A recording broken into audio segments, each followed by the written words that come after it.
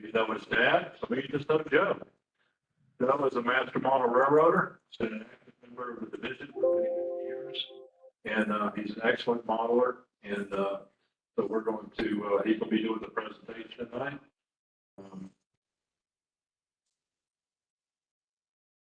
Okay, Bob, we're ready to go. Figure out so he can get in. Okay, I've got all 11 certificates. Yeah, okay. You have 11 certificates. No, I don't have all. I thought you had them. Yeah, I've done all the requirements. I've never seen all. you have done one that's unique, am I correct? All of them except. Okay, no, but the prototype one, if I think you've gotten it and Steve Buxton has gotten it that I know of in our group. And that's a tough one to get. So, but it's also one that I may be able to get in a unique category. I'm not over here. And on that note, a quick plug for Charlie. The author certificate and the volunteer certificate, the live clinic count points for getting those certificates. You have to have a handout. So my handout's not good, but I have a handout there. So it's up here if you need it. Also, as another plug there, Dad and I are maybe swapping, but one of us is going to be on the Piedmont Open House for April and one for June. So I don't know why this clinic wouldn't scare you away, but if it doesn't, love to have you come by and take a look. Is the online people, do they have sound? You think? Good, okay.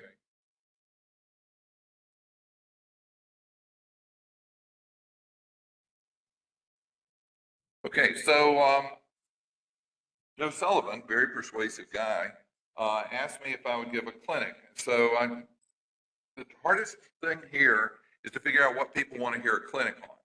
I mean, I can assign half the people in here a clinic and give them 2 months and they can make a clinic on anything, but what do you want to hear? So if you have specific things that you want to hear a clinic on, we can give a clinic, but it's kind of hard out of scrap just to figure out what people want to have a clinic on.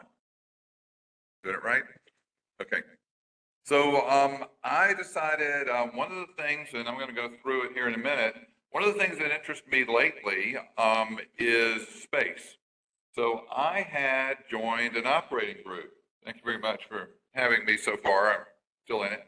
And the group would come over and there wasn't enough to do. So layout was real straightforward, real simple. And so I wanted to try and get some complexity to make it more interesting so that I could add more things for people to do. But I needed space. And so the space aspect of it is what did. So space, the final frontier. But these are the operations of Alpine Central. Its 50-year mission is explore strange new right-of-way, seek out new terminals and new passengers, and to boldly go where no train has gone before. And so trying to get the clinic fixed up, I went the other night. This one should probably do it.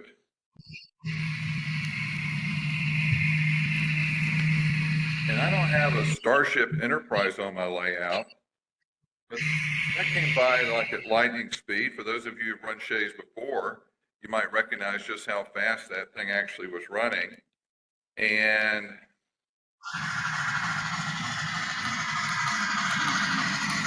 with my fancy rod engine, it boldly go where no trains have gone before. Stop, share, hide. So with the right sound effects, which I've got the sound effects on here, but that thing's running. Or navigate, you got it. So anyway, we're going to try and go out and conquer space. So the spectrum of possibilities, I need to go widescreen here.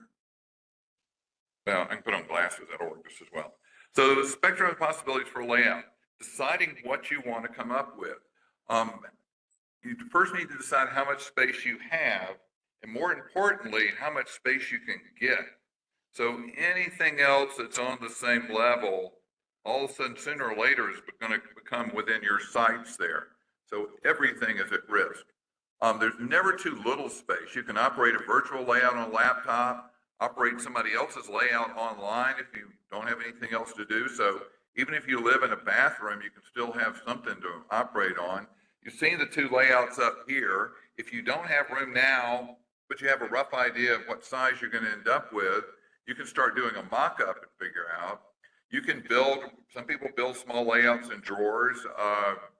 Going through lots of old magazines now, people a lot of times have gone in and put in coffee tables and built layouts into that.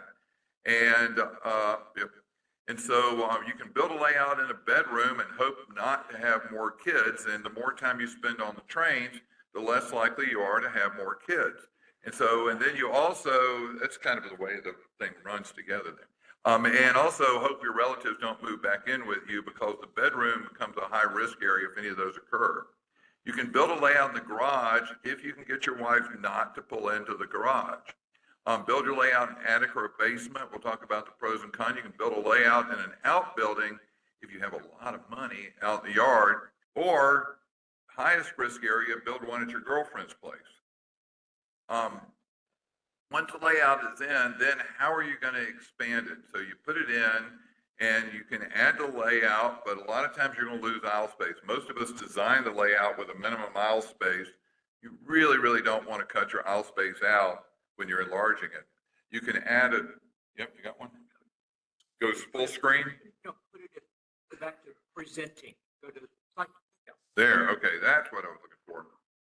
Okay, yeah. But now y'all are all read it, nobody will be listening to me anymore. Yeah. So adding a deck on there, meaning stacked tiered decks on there, so bi-level layouts.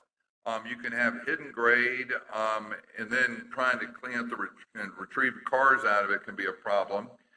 Helix will take you up. Layout on the rise, we'll talk about cranking up elevations and adding elevations elsewhere. Digging a hole through the wall is always a good option that I've used a lot.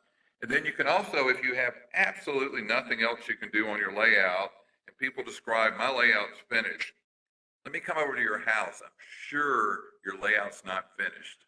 You know, the mind's eye fills in a lot of stuff. And if nothing else, we can dig out your backyard. We had a member do that as well, and just pour in a new foundation, and we'll make your house bigger. But there's always a way to make it better. If you cannot do anything else on your layout, the next step is to have it where you can swap out structures and change the era of your layout, and basically have two layouts sitting on the same footprint, and then just have shells and take out all these modern buildings, put back in older buildings there. And then adding tracks above and behind the scenery. So starting a layout, first thing, obviously, we all have to do is choose the scale and the era.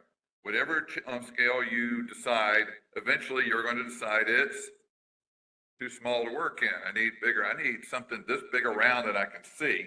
So starting off in Z scale won't last you long.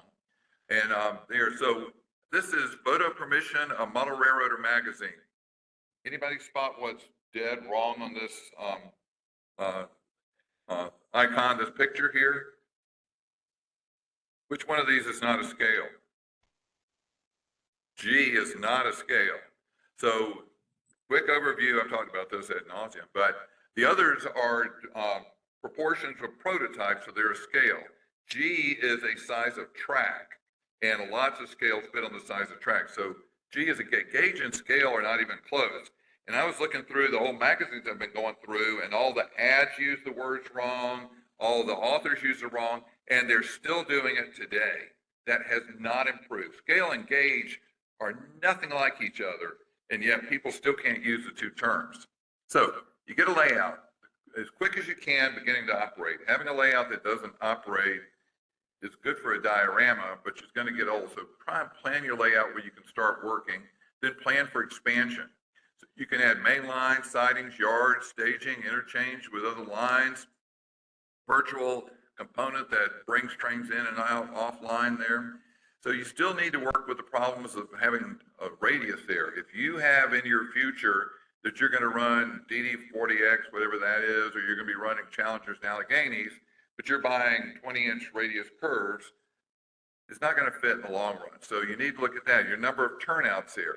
Number 4 turnouts for most people is not going to work very well. But when you sit there doodling your track plan, they look great on the track plan. Man, you can stack like 6 turnouts this far apart. When you're building it, you find out those 6 turnouts are going to take the length of this table by the time you go through the 6 turnouts. And then grades, it looks great. Trains on a 4% grade look great. Models don't climb a 4% grade. And then trying to see your prototype, what you're going to realistically be able to fit in that area. Things that are inconvenient, and I'm talking about prototype windows like that stupid window right in your train room that nobody wants to have a window there, and your wife doesn't want you to board it up or take all the window panes out. Doors, I have a problem with doors. I talk a little bit to that. The columns that support the house, those are really not good. If you can get rid of all the columns that support your house, you're much better off in a train room. They're really hard to disguise. And then appliances, pesky things like water heaters and furnaces and things that you don't really need that much. Try to either move them out or figure a way to work around them, because laying tracks next to a hot appliance is not always going to work well. And there's also pipes going to a lot of that stuff.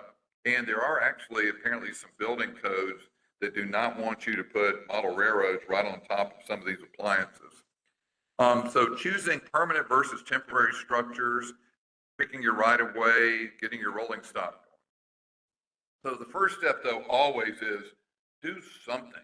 So a lot of us plan for years and actually never get anything done. So try to do something. If you get halfway into it and have to back out, cannibalize that, build whatever your next one is, but start something. Don't sit there and worry about it forever. And so I began to build knowing that I would be moving as I changed job. There was no point in me fighting to get square footage of the house when we weren't going to stay in that house. So you save up the fights for later on. And in 2001 at the National Narrow Gauge, I went to John Short. He's got a great layout there. I was marveled at how much space this guy had. He took up like half the square footage of his house with this giant basement layout, beautifully finished out. So I always walk up, and it's great to ask the wives. They can tell you a different version. So John, how did you ever get permission to build this large of a layout? John says, so simple, you don't understand. Get your layout first, then get your wife.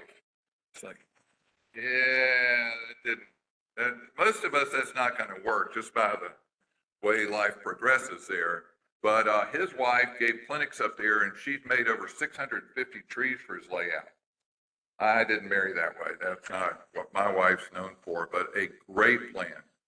And then 2003 convention, actually 2023 convention, sorry. Last year's convention in Denver went to a little Mount Home. This was out in the middle of nowhere, dirt roads, real steep driveway, way up on the hill above Idaho Springs. This guy's got to be snowed in for a month at a time where he's located. And we walk in the room, and when you walk in, it's supposed to be this grand thing on tour, and there's a G, double track G running around the living room. I told my wife, we have got to get out of here as quickly as we can. We're wasting space here. And so we talked, and he talked, and then he walked out, and he had a little shotgun laundry room, and he had 2 layouts on each side built on top of the washer and the dryer, everything in there. They were immaculately detailed. There was stuff in every square inch of these layouts. They were fantastic. I told my wife, okay, not such a bad plan. Glad we're here. Then we walk out there into this living room, and he had 2 like door size areas of layouts in there. Again, just massive amounts of detail on it. And so we walked back out, and you could look through the garage door that was now open, see there was something great out there. And he had drop down stock pins on his layout. He had, this thing just went on and on. There had to be at least 1,000 structures in a 2-car garage. And it was fantastic. So I guess that's what he does for a hobby, but he's still married, so he must be doing something right. But you can see from these 3 pictures that were on the website there, and I've got videos and all, this number of structures he put on here was just incredible. So back in 2015, my daughter moved to Houston. I kept trying to find a way I could figure out, go back to Houston to see this. But the one I talk about, if anybody asks me favorite layout in the world, Eddie Carroll out there built a layout with HO and HON3. He went down to a homeowners association meeting. At the meeting, they said, we're going to put this place on historic district. All these houses are going to be locked for architecture. So he went home that night, called a contractor and said, be at my house at 8 o'clock tomorrow morning. And so the guy came out, he had 3 gables on the top of his house, and he had the pictures in there. He went and ripped off the roof of his house like within a week, and he cantilevered over on all 4 sides the second floor that he put in, and he put a single room with 3,000 square feet, no walls, no windows. The door on one end went to the carport, the door on the other end went up to a 3rd floor master bedroom and back down.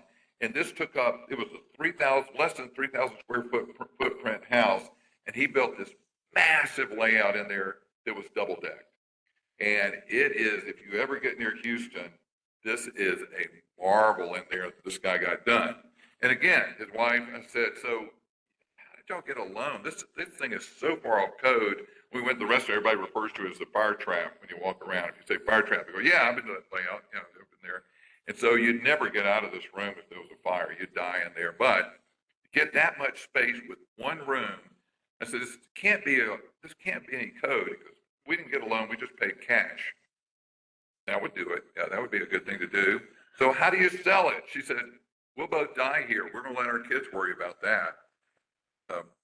But great layouts there.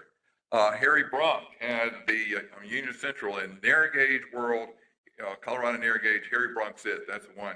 And he built it. You see the little trailer down at the bottom. That is not his trailer. I don't know that he had a dirty trailer, but he had a little flimsy trailer like that. And he built this fantastic layout in it. And it was 12 by 65 foot, built it over a 30-year period. And unlike most of us, he planned ahead. He just died this past year, but he donated it to the Cheyenne Museum. So the depot up there brought up his trailer, put it out in the parking lot, got a crane, tore the sides off the trailer, and lifted all the segments up into the second floor of the depot up there. So donating a layout, great plan. And they reassembled it, not in the same track plan, but where people could walk around and see it, different than the way it was in the trailer. So what if money was no object? Now and I had a patient come in one day and she looked around and she goes, are you in model railroading? Like, what gave you a clue? Look around here at all this stuff in there. And I said, are you interested in model railroading? She said, no, I just know it's real expensive. Not if you do it, not if probably is. But anyway, if money was no object, how about a layout like this? Does anybody recognize this layout? So it's Rod. And so Rod now has this layout, 1,500 square foot layout, and he's decided he's going to move it back to England. And so I guess it's already gone to England. This was a couple of years back, but he took a 1,500 square foot layout and had somebody else probably move it, but incredible amount of detail on there. And so other people, so we've got a lot of people who are wealthy. Winston Churchill had some, Phil Collins. Walt Disney had a lot of prototype. He had some model railroading, but he bought real locomotives and real engines and all. Tom Hanks apparently did a pretty good bit. Some of these people are thinking, named Frank Sinatra, $1 million is a lot of railroad. He's got to really have bought a lot of things for that. And then Rod's on there. I don't know how many people saw Herman Goering's layout. I would hope not me, but, and then Red Skelton was in, but Red Skelton was only in N scale, so I'm not sure if that counts.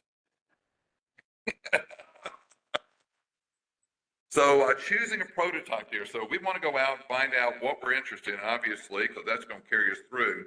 So prototype, this is a great bridge. If any of y'all want to build this, the bridge, that one bridge would take up 20 feet of your layout room there, but that would make a good focal point for your layout.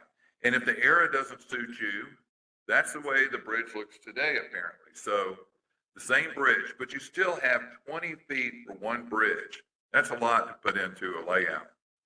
So then, how many people recognize this building? Yeah. So this was the Atlanta Terminal Station. And so when it was built, it had huge towers on each end. But shortly after they built, they had some little quirk about mixing cement that wasn't done as well as the rest of it was. So the cement wasn't put together real well. And so they had to start gradually tearing it down. What I would like to point out is this building back here. So this is the train shed for Atlanta that covered the tracks in the back. So it's hard just to jump one thing. There's a train shed and back again back there. So if you took the train shed building over the tracks was 745 and 265. So the station up front was roughly, and there, according to Georgia State University, there are no plans for this building. Oddly enough, it wasn't torn down that long ago, but apparently there are no existing plans for the Atlanta Terminal Station. But in HO, that would put you at about 8.5 by 3 foot for one and 3.5 by 3 foot for the other. So that's going to take you about the space of 2 doors for your train station for your layout. And one of our members decided he started building, getting all the plans and everything for it. In the space he had, he could build the Atlanta Terminal Station, the tracks underneath there, and one loop behind it. And that would be his whole layout. So when you came out of the terminal station, you made one loop back and came back in the terminal station. That's not a sustainable layout. That's not going to be something that most people are going to want to keep. But choosing structures that won't fit, you really got to compress it a lot. A building that size is not going to compress well. Dad has one on his layout, so if you get by the pilgrimage, but he doesn't have all the towers. And I said, is your layout actual size? He said, hell no. So anyway, I'm not sure how much compression he did, but his is squeezed down a good bit. So jump ahead. So then the trick you pick, well, let's pick something easier we can do, something that we may be able to reproduce better. Roswell Railroad, we've had talks here about it. It ran between Chamblee up to right outside of where my house is. It was only 10 miles long, had a 2.5-mile branch when they built the dam. In HO, we would need a 607-foot main line with 164 feet for that little siding that goes off to there. So the railroad, good thing to model, it started off as 3 foot, but unfortunately then they made it some fat gauge later on. But the 3 foot would be worth modeling. So 607-foot main line, if you ever walk through your house and figure, well, this room's 20 feet long, so I would need to go back and forth 30 times in this room to get a 607-foot main line. Even that little dinky railroad probably not going to make it. So Georgia Northeastern, 100 miles of track. Not only would you have to put in 6,000 feet of track, but a good price of track in my book is about $6 for a 3-foot flex. So you're going to put $12,000 into your flex track. That'll be a good start. So when you pick it, you got to pick something kind of reasonable. So the problem is we usually start small, very reasonable, and then something happens. So when we design layout for operations, storage of locomotive and cars, for scenery or for structure, you usually have something that you're focusing on that you want to get. And then you enter the big circle of model railroading. And I think I didn't get the slide in here, but most people, when you start out, you buy a locomotive. That's where everybody starts, buys a locomotive.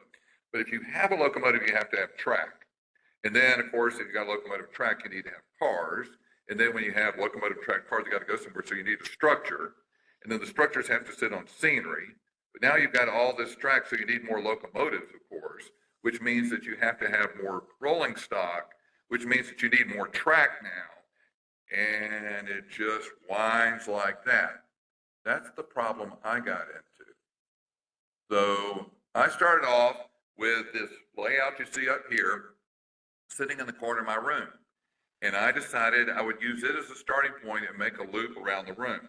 Now, if you're wondering exactly why I picked this shows you exactly my track plan. So all of the people in my operating group will no longer be confused about how my track plan works and why it works this way. So I'm going through because it's all pretty straightforward and simple on my layout. So this part was all narrow gauge. So then I went in, red is the new trackage that's been added. Green is the dual gauge I put in. That was a blessing and a curse there. And then I went in and added the helix. So I came around and put in a helix up here to gain altitude, put a loop up high and came back over the top. So I have an upper loop and a lower loop that sits down underneath there, and then started adding sidings. And then once you get the sidings, of course, now you got track plan. Now it runs, but you have to have a place for rolling stock. So then you add in all these sidings, just stick something in, so you have a place now to put all of your rolling stock there. Again, the green is the part I put in dual gauge, So now I have to be able to run standard gauge, because I didn't have any standard gauge, but people would come over with standard gauge. So we put in another piece of standard gauge track to make a loop. So you could run the standard gauge on this loop. And now the narrow gauge very simply runs out of this loop here, around here, down here, back down here, up here, around there, comes around here, goes up the helix and makes a loop there and back. Very straightforward, dog bone, not hard to concept there. Then, see if I can, there, okay. So then I come through, now we've got the track. Now we got this, now we need more sidings because we need to get more cars. So this back here was a wall between this room and my workroom there. So in order to get the turning radius for the reversing loops, I had to cut holes through the wall. Hard to get your wife to understand that, but it was very necessary. So I had a straight piece of track that came down this back side up here and came back around. Great place for hidden staging. So just laid a bunch of track back there, put a whole pile of cars on there, very quickly build up with all the cars on there. And so adding more and more sidings to give you more things to do on there. Then that was the earlier version. That was the slide I was looking for when we added it. So then comes the fateful day when your wife goes out of town. Now, if you know when your wife's going out of town, stock up, get everything you need, because you don't want a lot of trips for the store, and you don't have to want to wait for some part comes in. You just have to find a place to put it, but most times she has no idea what it is. So you stock up all this equipment and boards and everything like that, and you put it in. So when she leaves, you just start building like crazy. And so I put in all this bench work over a 4-day period and started laying track before she came back into town. And so my workroom now, everything in my workroom had to go. Ripped out cabinets, everything else, ripped everything out, got it out, and put all this in. So now recreating this whole thing, but goes around this way, it comes through here. Instead of making a loop and going back home again, now you can come off here or come straight around here as the main line, come across and come up, come down another helix down here, and this becomes a terminal of the railroad over here. But again, straightforward, lots of main line, one passing siding here, one passing siding here. The Achilles heel for this is there's a door right there. Now here, there's a double glass sliding door, and we had to constantly insulate it. When we operated the other day, the expansion in the basement is still a problem there. If I could brick over that glass sliding door, but my wife still doesn't want me to for some reason. But the door here swung in. And so in order to get out of fire trap there, you had to go in and be able to have these pieces come out. And I timed it. If I could get it out with 3 minutes, I figured that was probably good. Now, if there's a fire, I'm probably not going to be able to get it out in 3 minutes. But anyway, that had to be able to be lift out. Lift out segments are not good. So then next thing down the road is I went in and I decided I would dual gauge this part, take my standard gauge loop here and make it into a modified Y. Now the standard gauge can come out, come all the way around, make the loop and come back. So I increased my standard gauge size, and I had a cutoff so I could slip back out. So put all this in, had 2 passing sidings for standard gauge. Now at this point in time, I have, well, the slide just before this, I have 0 DCC standard gauge locomotives. So standard gauge is great, but I've got to push it with my fingers because I don't have any motive power. I've got, at that time, about 48 pieces of narrow gauge motive power, 0. So when I extended this, I finally went out and bought 2 standard gauge locomotives there so that I could have something to run on this track. And then I went in and added in a terminal over here to bring trains through, little transfer siding so I could start working between the 2 gauges over here. And this is the cutoff that would take me back on the narrow gauge side up here. So standard gauge still comes down, makes a loop and back. Narrow gauge can cut over and run through this dual gauge here.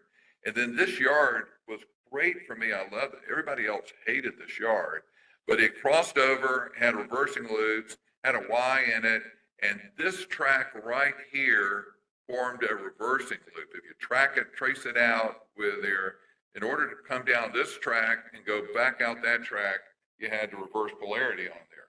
So I'd already gone to DCC, but it was bad. People hated that yard. So that was always going to be something that had to be fixed later on.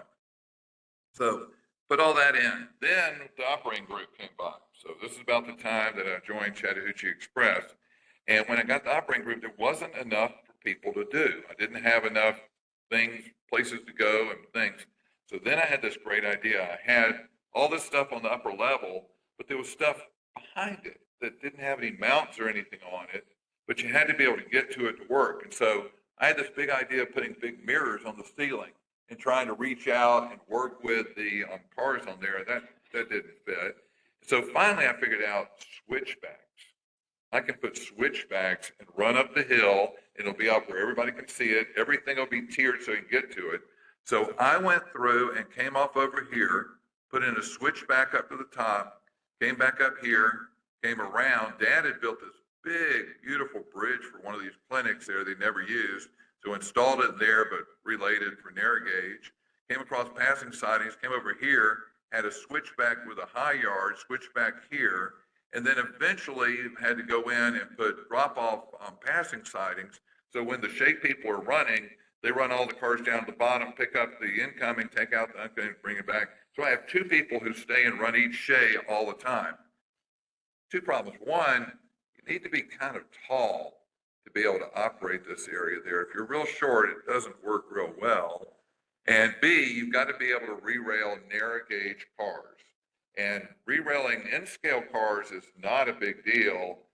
Your fingers don't fit for narrow gauge cars. So we've not only had a big problem getting anybody to run the shays, but we have some problem getting people to run the narrow gauge.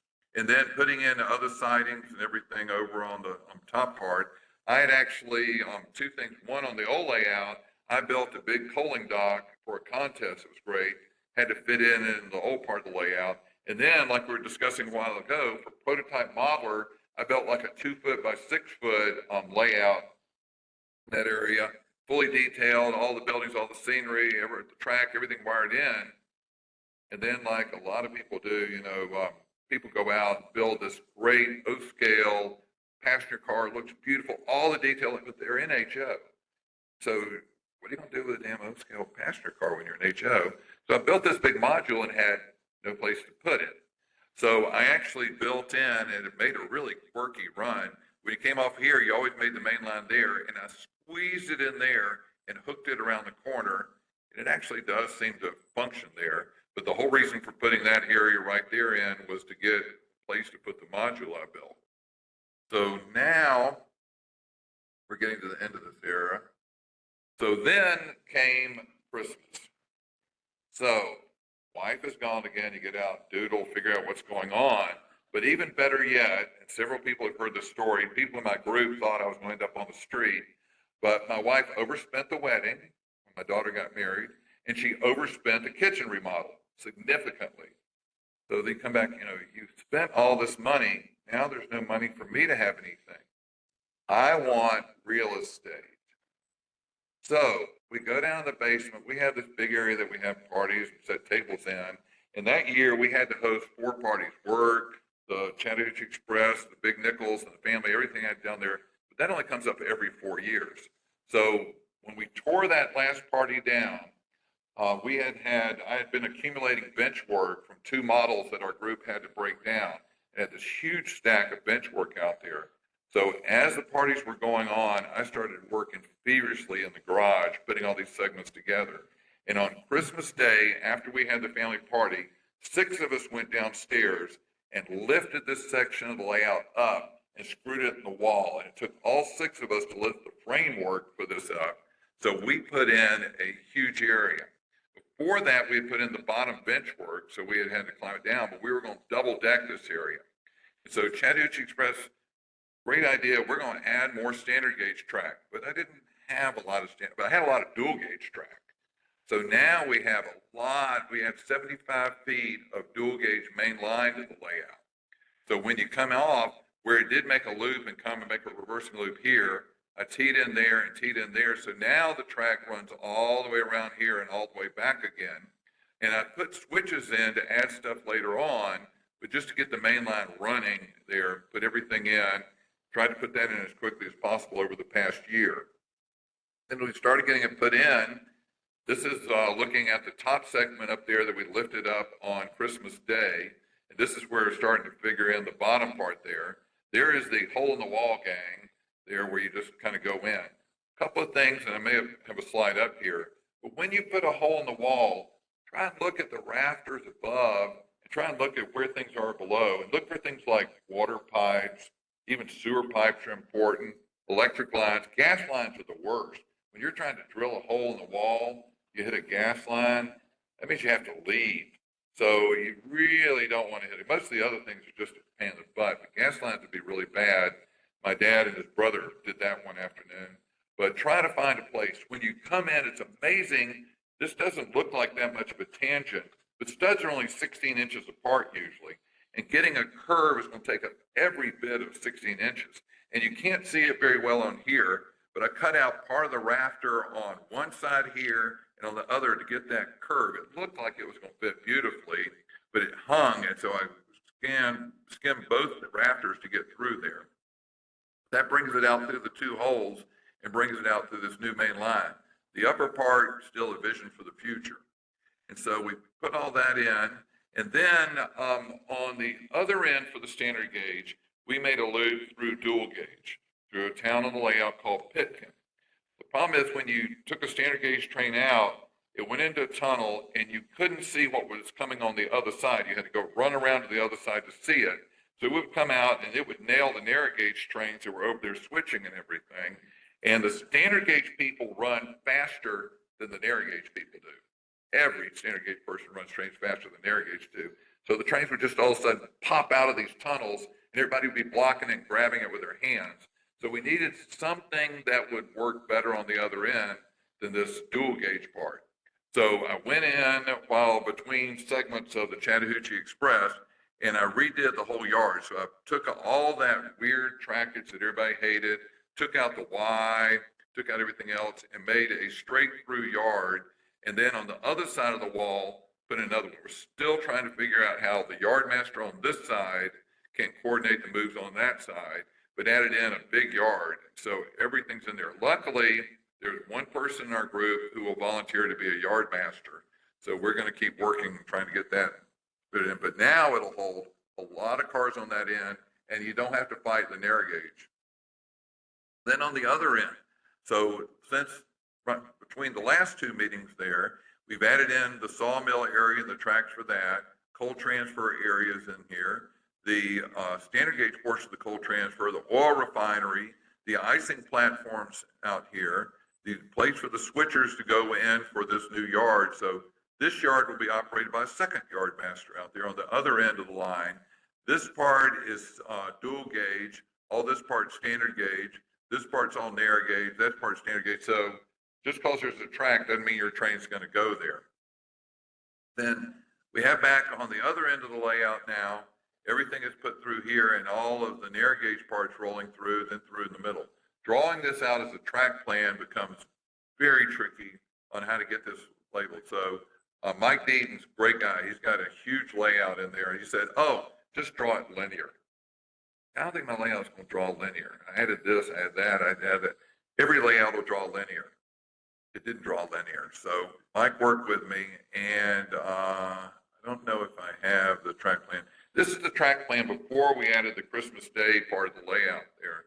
So we put this on there. JMRI looks great on this. All the little red segments light up all over the place. And if you're dispatching, this lets you know realistically what's going on, but you can't dispatch off this. There's just too much stuff all over the place here.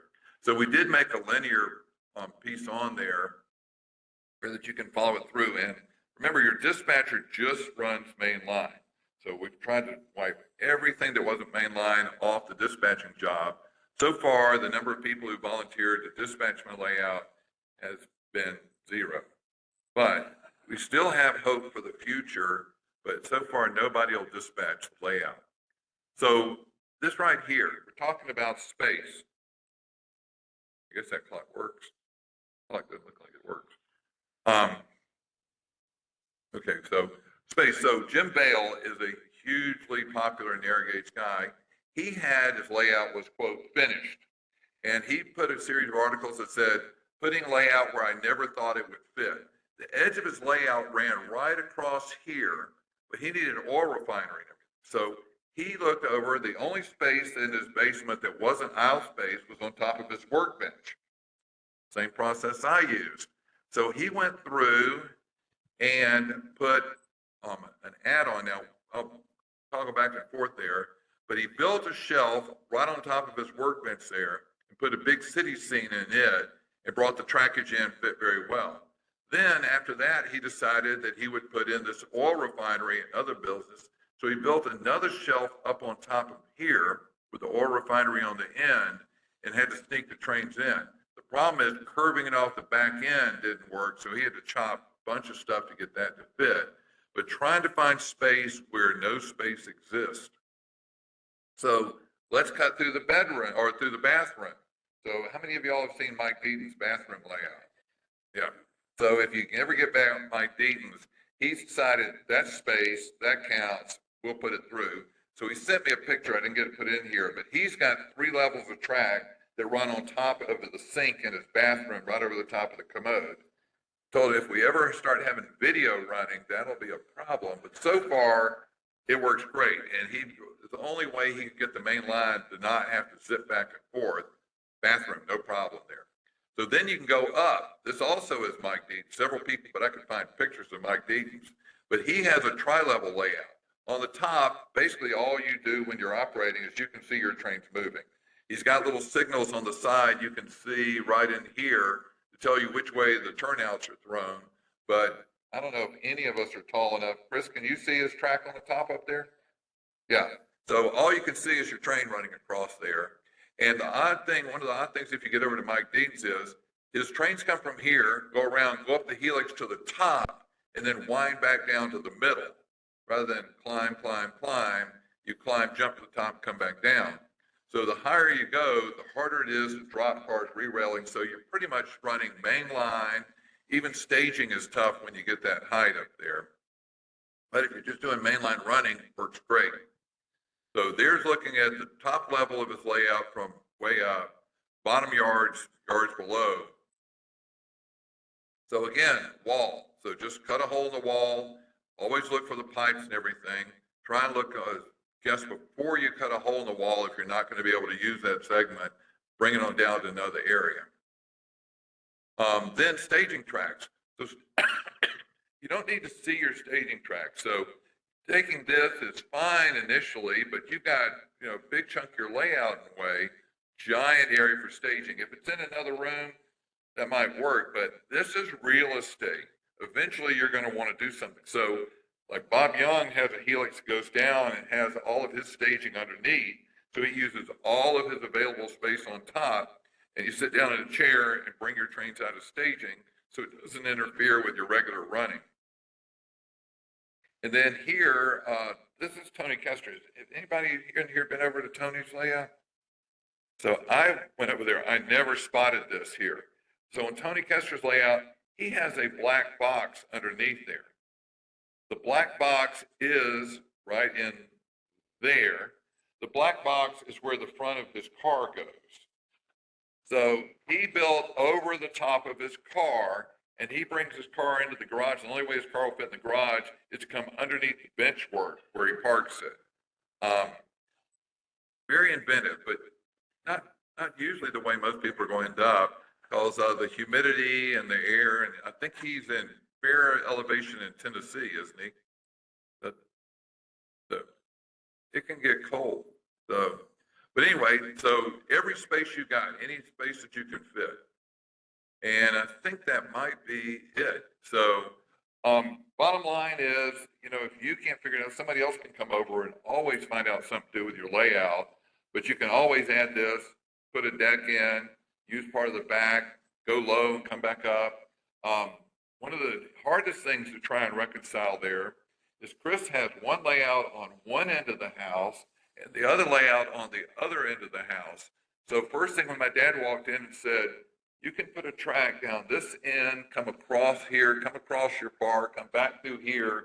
And the fact that the two layouts are different gauge doesn't really make any difference here, but just running through there. Everybody has some other way to fit a quirk there. There are some things that you can't be able to do, but some people run them through utility rooms and everything else.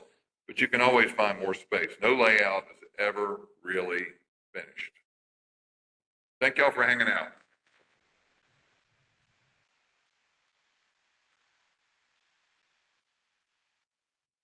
And the handouts here, if you want to, when you come over, if anybody who makes it over for the Open